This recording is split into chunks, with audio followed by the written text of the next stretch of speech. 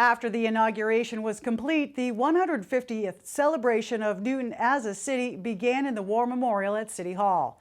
There were lots of activities for adults and kids to participate in, all while learning about the history of Newton. Happy birthday to you! Happy birthday to you! Happy birthday, dear Newton! Happy birthday to you! Newton was founded in 1630, incorporated as a town in 1688, and then as a city in 1873. 2024 marks 150 years since Newton was incorporated as a city, so the city is celebrating. Residents gathered in the War Memorial at City Hall to listen to some music performed by local musicians.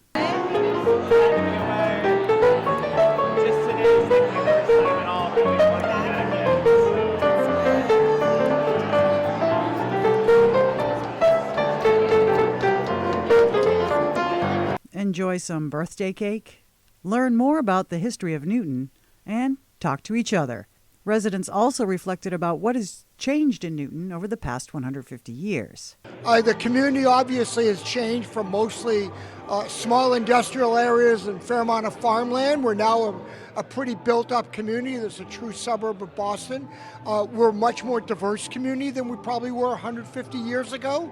And like the rest of the United States, we've changed tremendously. What Newton is now. Last 10 years, I think the city changed, got lots of improvements actually. The sidewalk, the road changed a lot. So I think for that part, I think the new mayor actually did a really good job for that part. Yeah, and then for the education part, I think that's something that's the part that I think needs to be improved. I think we're doing great. We have a lot of challenges, as does every community, but you know, this is a place with exceptionally bright, talented people who really like living here and care a great deal about the community. And it doesn't get better than that. If your residents truly care about the community, they're active, they're involved in not only in political issues, but in community activities, and that makes this a very vibrant place to live and work. And what they envision Newton to be for the next 150 years.